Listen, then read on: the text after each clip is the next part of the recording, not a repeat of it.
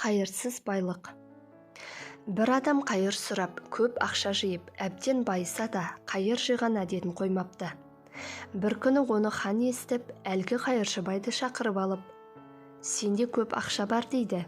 «Соны қазынаға қарыз берсең, өсімінен қазына пайдаланып, ақшаның басын өзіңе қайтарар едік» дегенде, қайыршыбай: «Тақсыр, менің ақшам қанағатсыз, арсыздықпен жиылған арам ақша ғой. Тырнақтап жиналған арам ақшаға тырнағыңызды былғағаныңыз жарай ма?» депті.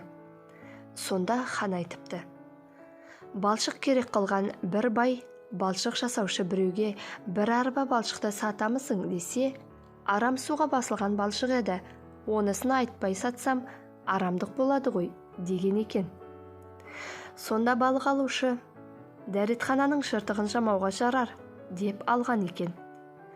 «Ақшаңды сондай орынға жұмсармыз» десе, қайыршыбай: «Тақсыр, сіздің дәретханаңыз біздің үйімізден таза ғой, менің ақшам оған жарамас» депті.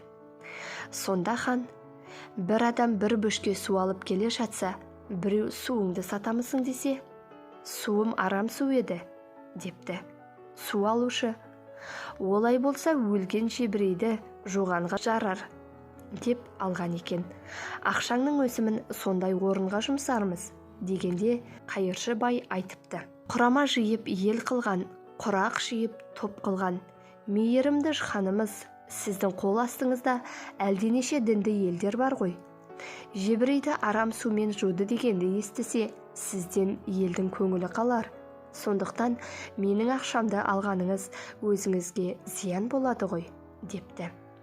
Сонда хан билік айтатын қазыны шақырып алып, «Біреу әркімді алдап, арам оймен ақша жиса, ол көп ақшаның анық иесі табылмаса, сол ақшаны қалай қылу керек?» деп сұрағанда, қазы: «Ондай ақша екенін не жиып алушы мойнына алса, не екі таза куә мойнына салса, ол ақшаны түгел қазынаға алып, кәріп-қасірге, оқу-білім жолына жұмсалады» депті.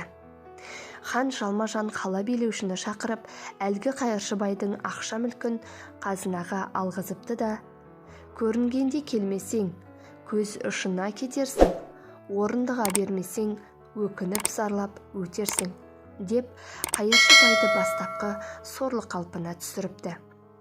Бұл қиссада қай заман ішінде ғибрат бары сөзсіз.